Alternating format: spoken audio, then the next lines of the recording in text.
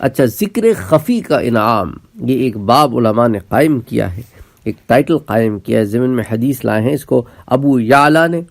اس کو روایت کیا ہے، البدور الصافرہ میں بھی حدیث آتی ہے، اور پھر مجمع الزوائد میں بحوالت ابو یعلا آتی ہے۔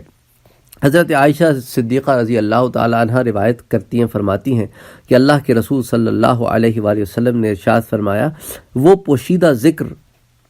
ذکر خفی، کیا ہے؟ خفی یعنی چھپا ہوا، ٹھیک ہے؟ تو وہ پوشیدہ ذکر جس کو کرام کاتبین نہیں سنتے، 70 درجے زیادہ ہے جب قیامت کا دن ہوگا اور اللہ مخلوقات کو ان کے حساب کے لیے بلائیں گے، اور کرامن کاتبین ان کے محفوظ شدہ اور لکھے ہوئے اعمال لائیں گے۔ اللہ ان سے فرمائیں گے، کیا اس کے لیے کوئی نیک عمل باقی رہ گیا ہے؟ وہ کرامن کاتبین عرض کریں گے، ہمیں جو کچھ علم تھا اور ہم نے جس کو محفوظ کیا تھا، اس سب کو ہم نے جمع کیا اور لکھ دیا،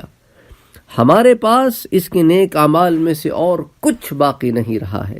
تو اللہ عز و جل فرمائیں گے، میرے پاس تیری ایک پوشیدہ رکھی ہوئی چیز ہے جس کو تو نہیں جانتا، میں آج تجھے اس کی جزا دوں گا، اور وہ ذکر خفی ہے، یعنی دل میں تیرا مجھے پوشیدہ یاد کرنے کا ذکر ہے۔ سبحان اللہ۔ تو بعض علماء نے لکھا ہے کہ وہ اعمال جن کو اعضاء سے اور آواز سے نہیں ادا کیا جاتا،